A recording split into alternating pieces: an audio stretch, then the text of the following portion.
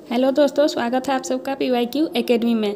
आज का हमारा जो वीडियो है यह इतिहास से जुड़ा हुआ है। इतिहास की तैयारी करने वाले, विभिन्न परीक्षाओं की तैयारी करने वाले विद्यार्थियों के लिए है, जो कि नेट, TGT, PGT जैसे एग्ज़ाम्स की प्रिपरेशन करते हैं। तो ऐसे एग्ज़ाम्स में कभी कभी शब्दावली यानी कि कुछ अर्थ भी पूछ लेता है। इतिहास से जुड़े हुए कुछ शब्द होते हैं जिनका अर्थ जानना हमें प्रमुख रूप से ज़रूरी होता है। तो आज हम इन्हीं प्रमुख शब्दावलियों के बारे में पढ़ेंगे, इसी के बारे में जानेंगे कि किस शब्द का क्या अर्थ होता है इतिहास में। अगर आप हमारे चैनल पर नए हैं तो हमारे चैनल को सब्सक्राइब कर लीजिए ताकि आपका पूरा टॉपिक हमारे साथ क्लियर हो। चलिए दोस्तों, ज़्यादा देर न करते हुए हम लोग अपने टॉपिक पर आते हैं। पहली शब्दावली जो है वह है मेलुहा। मेलुहा का क्या अर्थ होता है? तो मेलुहा का समीकरण जो है वह सिंध प्रदेश से जुड़ा है। सुमेरियन लेखों से पता चलता है कि उन नगरों के व्यापारी मेलुहा व्यापारियों से व्यापार करते थे। यानी कि जो लेखों से ज्ञात होता है कि सुमेरियन प्रदेश के जो व्यापारी होते थे, सुमेरियन नगरों के, वो व्यापारी मेलुहा व्यापारियों से संपर्क करते थे। और मेलुहा का संबंध कहाँ से है? तो मेलुहा व्यापारियों का संबंध सिंध प्रदेश से है। दूसरा आता है शब्दावली, वह है बाउस्ट्रोफेडेन। बाउस्ट्रोफेडेन का क्या अर्थ है? सिंधु सभ्यता की लेखन प्रणाली यह है।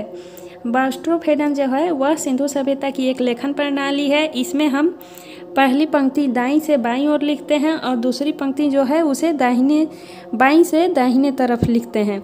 इसे ही हम बाउस्ट्रोफेडेन कहते हैं।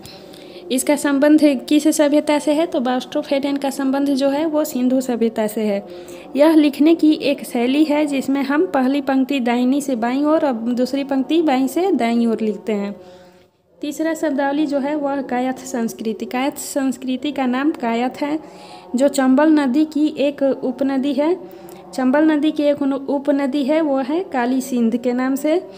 उसी के तट पर यह कायथ संस्कृति रखा गया है। कायथ संस्कृति में कायथ का मुख्य स्थान है। क्योंकि इस काली नदी के तट पर स्थित है, इसीलिए इस संस्कृति को कायथ संस्कृति के नाम से जाना जाता है। पुरातात्विक उपकरणों में प्राप्त तांबे की कुल्हाड़ियाँ, पत्थर के सूक्ष्म हथियार और मन के प्रमुख है यहाँ से प्राप्त हुए हैं। पुरातात्विक उपकरण जो हैं वो तांबे की कुल्हाड़ी, पत्थर के सूक्ष्म हथियार और मन के, ये तीनों कायथ संस्कृति से हमें प्राप्त हुए हैं। अगली शब्दावली देखते हैं। अगली शब्दावली है सवालदा संस्कृति। सवालदा संस्कृति क्या है? सवालदा संस्कृति का नामकरण सवालदा यानी कि धुलिया जिला महाराष्ट्र की बस्ती के नाम पर हुआ है। सवालदा संस्कृति जो है इसका नामकरण कहाँ से हुआ है? तो महाराष्ट्र में धुलिया जिला है, उसी धुलिया जिला की बस्ती है सवालदा, उसी के नाम पर सवालदा संस्कृति का नाम रखा हुआ है। यद्यपि ताप्ती नदी के पास तक सीमित है, लेकिन दायमाबाद के पास भी प्रमाण मिले हैं सवालदा संस्कृति के। लाल पर काले चित्रित बर्तन मुख्य विशेषता है इस संस्कृति की। सवालदा संस्कृति की जो विशेषता है वह है लाल पर काले चित्रित बर्तन मुख्य विशेषता है। यानी कि लाल रंग के जो बर्तन होते थे उस पर काले रंग का चित्र बनाया हुआ है। यही इस संस्कृति की विशेषता है, जिसमें मछली, जानवर जैसे चित्रों को उकेरा गया है। तो सवालदा संस्कृति जो है यह महाराष्ट्र के धुलिया नामक जिला की एक बस्ती है सवालदा, उसी के नाम पर इसका नाम रखा गया है। और लाल रंग के बर्तन होते थे उस पर काला रंग का चित्रण किया गया था। उसमें किसके चित्र बने हुए थे? तो मछली और जानवर के चित्र बने होते थे। अगली संस्कृति है हमारी मालवा संस्कृति। मालवा संस्कृति जो है नर्मदा नदी तट पर महेश्वर से नौदातली के आसपास इसके प्रमाण मिले हैं। मालवा संस्कृति के प्रमाण जो है वो नर्मदा नदी के तट पर महेश्वर से नौदाटोली के आसपास मिले हैं। मालवा ताम्रपाषाण की संस्कृति की एक विशेषता है, यानी कि ताम्रपाषाण काल की जो संस्कृति है उसी संस्कृति की विशेषता भी है मालवा संस्कृति। मालवा भांड को ताम्रपाषाणिक मृद भांडों में उत्कृष्टतम माना जाता है। मालवा से जो भांड मिले हैं उसे ताम्रपाषाणिक मृद भांडों में सबसे उत्कृष्ट माना जाता है। आगे देखते हैं। आगे है हमारा जोखे संस्कृति। जोखे दिया है यहाँ जोरवे संस्कृति होगा। जोरवे संस्कृति जो है महाराष्ट्र के अहमदनगर जिला के नेवासा, दायमाबाद एवं पुणे जिले के चंदोली, सोनगांव, इमामगांव के में मालवा संस्कृति के बाद जोखे संस्कृति के प्रमाण प्रकाश में आए हैं। यानी कि मालवा संस्कृति के बाद महाराष्ट्र में एक मालवा संस्कृति मिली है और दूसरी जो संस्कृति है वहाँ जोखे संस्कृति, जिसे हम जोरवे भी कहते हैं। जोखे संस्कृति का प्रमाण मिला है। यह महाराष्ट्र के अहमदनगर जिला के नेवासा, दहमाबाद, पुणे जिले के चंदौली, सोनगांव, इमाम गांव में मालवा संस्कृति के प्रमाण मिले हैं। जोरवे मृदभांड लाल पर काले चित्रित हैं। जोरवे मृदभांड जो हैं इसमें भी लाल रंग पर काले रंग का चित्रण किया गया है। प्रत्येक क्षेत्र में एक केंद्रीय क्षेत्र का पाया जाना यहाँ का मुख्य विशेषता है, यानी कि इस क्षेत्र का, जोरवे संस्कृति क्षेत्र का प्रत्येक क्षेत्र में एक केंद्रीय क्षेत्र होता था, यही इसकी मुख्य विशेषता है। सातवां है चिरांद संस्कृति। चिरांद संस्कृति जो है पूर्वी भारत में भी ताम्रपाषाण संस्कृति के अवशेष मिले हैं, जो कि चिरांद यानी कि बिहार में मिले हैं। चिरांद कहाँ पर है? तो बिहार में स्थित है। यहाँ पर मिट्टी से थापे गए बांस के घर, छोटे औजार जिनमें पत्थर के फलक एवं इस संस्कृति की विशेषता है। 1500 से लेकर 750 ईस्वी पूर्व इसका समय काल था, यानी कि चिरांद संस्कृति का जो समय काल था वह 1500 से लेकर 750 ईस्वी पूर्व तक इसका समय काल था। और चिरांद संस्कृति की क्या विशेषता है? यहाँ पर मिट्टी से थापे गए बांस के घर मिले हैं, छोटे औजार मिले हैं जिनमें पत्थर के फलक होते थे, यही इस संस्कृति की मुख्य विशेषता है। चिरांद संस्कृति किस राज्य से जुड़ी हुई है? तो यह बिहार राज्य से जुड़ी हुई है। शब्दावली देखते हैं। अगली शब्दावली है हमारा रिवल। रिवल क्या है? तो ऋग्वेद की कुछ हस्तलिखित प्रतियों में परिशिष्ट जुड़े मिले हैं जिनमें खील कहते हैं, उसे ही हम रिवल भी कहते हैं। रिवल क्या है? तो ऋग्वेद की कुछ हस्तलिखित प्रतियां मिली हैं। ऋग्वेद में जो हमें हाथों से लिखी हुई प्रतियां उस काल की मिली हैं, उस पर परिशिष्ट जुड़े मिले हैं, उसी जुड़ों को हम खील कहते हैं। वेद त्रय क्या है? ऋग्वेद, सामवेद एवं यजुर्वेद को सम्मिलित रूप में वेद त्रय कहा जाता है। वेद हमारे कितने हैं? तो वेद मुख्य रूप से 4 हैं, जिसमें ऋग्वेद, यजुर्वेद, सामवेद और अथर्ववेद है। तो अथर्ववेद जो है वो सबसे बाद का वेद है, ऋग्वेद सबसे पुराना वेद है। ऋग्वेद, सामवेद एवं यजुर्वेद, इन्हीं तीनों वेदों के सम्मिलित रूप को हम वेद त्रय के नाम से जानते हैं। अगली शब्दावली देखते हैं कौन सा है। अगली शब्दावली यानी कि 10वीं शब्दावली है होताया। ऋग्वेद में होतिया वर्ग के पुरोहित यज्ञ कुंड में अग्नि का आधान कर वेद मंत्रों एवं देवताओं का आह्वान करते थे। इन्हें ही होत्री या फिर होया कहते हैं। इन्हें होत्री भी हम कहते हैं। ऋग्वेद के पढ़ने वाले पुजारियों को होत्री के नाम से जाना जाता है। इसे ही यहाँ होताया दिए रखा है। होतिया क्या है? यानी कि होतिया वर्ग के पुरोहित होते थे जो कि यज्ञ कुंड में अग्नि का आह्वान करते थे, जो वैदिक मंत्रों एवं देवताओं का आह्वान करते थे। इन्हें ही होतिया कहा गया है ऋग्वेद में। उद्गाता, उद्गाता क्या है? सामवेद में इसका संबंध सामवेद से है। उद्गात्री वर्ग के पुरोहित यक्ष के साम का गायन करते थे, उन्हें ही उद्गात्री कहा गया है। 12वां शब्दावली है अध्वर्यु, यानी कि इसका संबंध यजुर्वेद से है। यजुर्वेद में अध्वर्यु किसे कहते हैं? तो यागिक कर्मकांड की विधियों का जो समुचित रूप से अनुष्ठान करते थे उन्हीं पुजारियों को यानी कि पुरोहितों को हम अध्वर्यु के नाम से जानते हैं, जो कि यजुर्वेद के कर्मकांड, उसके जो भी विधियाँ होती थी उनका वो अनुष्ठान करते थे। अगली शब्दावली है ब्रह्मा, यानी कि अथर्ववेद से यह जुड़ा हुआ है। ब्रह्मा का यज्ञ का परीक्षण करते थे। ब्रह्मा जो होते थे वह यज्ञ का परीक्षण करते थे, और यह शब्दावली जो है अथर्ववेद से जुड़ा हुआ है। अगली शब्दावली में आता है सप्तसैंधव। सप्तसैंधव क्या है? आर्यों के निवास स्थान को सप्तसैंधव कहा गया है। आर्यों का जो निवास स्थान है उसे ही हम सप्तसैंधव कहते हैं। शब्दावली है अनुद्रुहयु, पुरु, तुर्वस तथा युद्ध। अनुद्रुहयु, पुरु, तुर्वस तथा युद्ध क्या है? ऋग्वेद में आर्यों के 5 कबीले हैं जिन्हें अनुद्रुहयु, पुरु और तुर्वस कहते हैं। इन्हीं ऋग्वेद के 5 कबीलों के होने की वजह से उन्हें पंचजन्य भी कहा जाता है। इनका संबंध किस वेद से है? तो ऋग्वेद से है।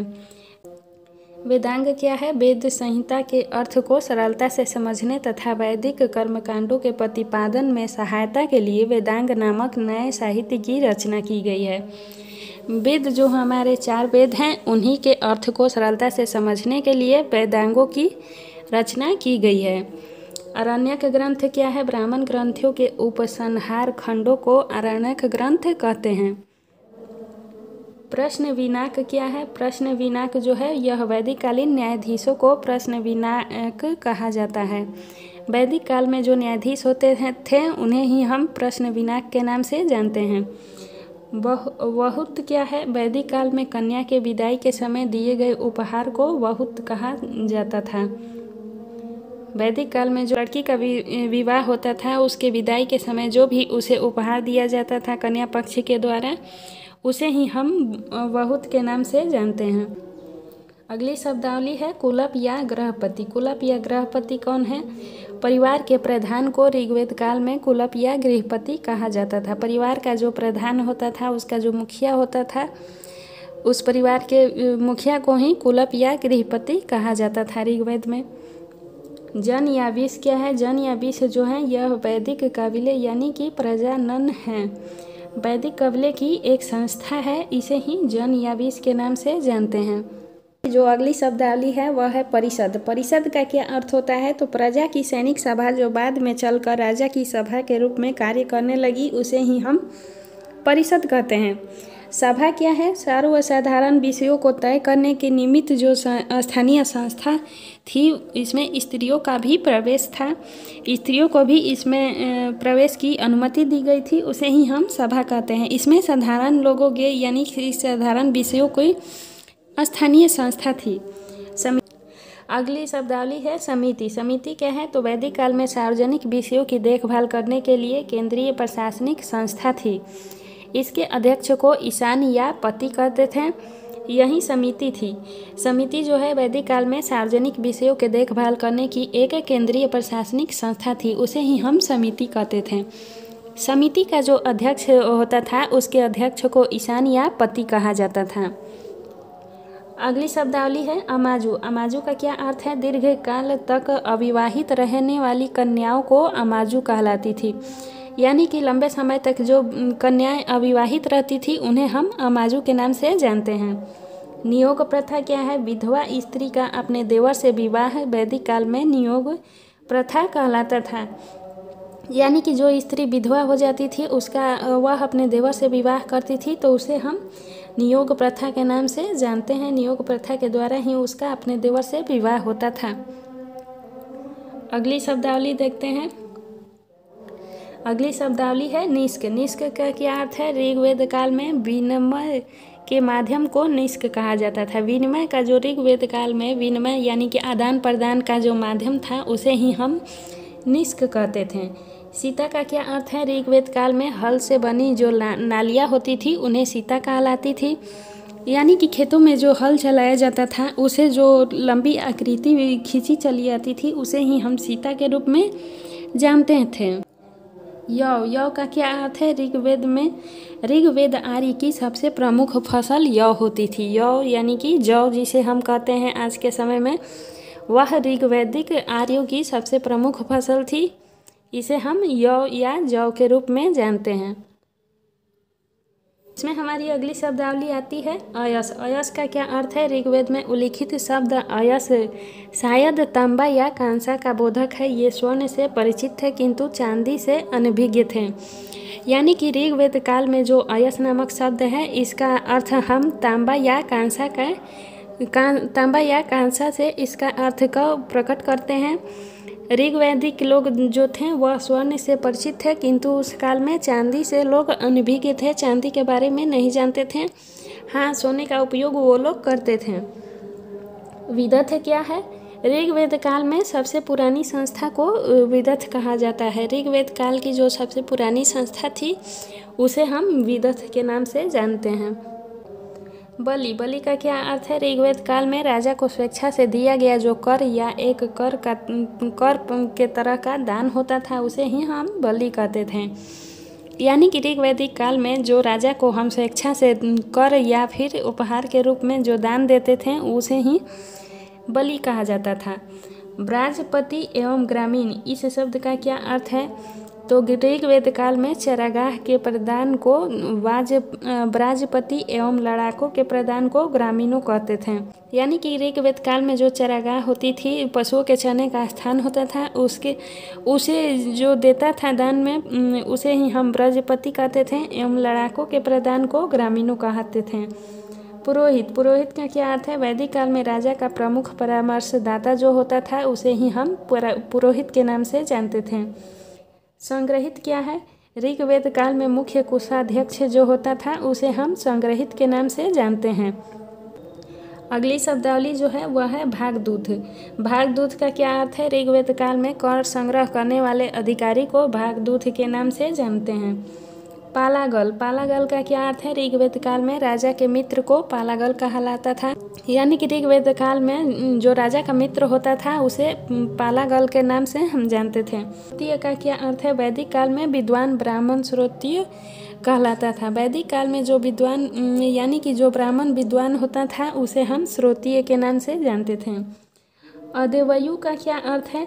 देवताओं में श्रद्धा न रखने वाले वैदिक युग में अदेवयु कहते थे, जिन्हें हम आज नास्तिक भी कहते हैं। वैदिक काल में इन्हें अदेवयु के नाम से जाना जाता था। ये लोग जो होते थे वो देवताओं में इनकी श्रद्धा बिल्कुल भी न होती थी, इसलिए इन्हें अदेवयु कहा जाता था। रत्नी किसे कहते हैं? राज्य के उच्च पदाधिकारियों को रत्नी कहा जाता था। राज्य में जो उच्च पदाधिकारी होते थे उन्हें हम रत्नी के नाम से जानते थे। उपसंपदा क्या है? तो 6ठी सदी ईस्वी पूर्व के काल में बौद्ध संघ में प्रविष्ट होने को उपसंपदा कहा जाता था। यानी कि 6ठी शताब्दी जो होती थी उस काल में हम बौद्ध धर्म का ग्रहण करते थे, तो उसी बौद्ध धर्म के ग्रहण को बौद्ध धर्म में शामिल होने पर हमें उपसंपदा संस्कार द्वारा उसमें शामिल किया जाता था। तो दोस्तों, उम्मीद है आप सभी को ये सभी शब्दावली समझ में आ गई होगी। इतिहास से जुड़ी ये सभी शब्दावली है जो कि हमारे एग्ज़ाम्स के लिए बहुत ही इम्पॉर्टेंट है।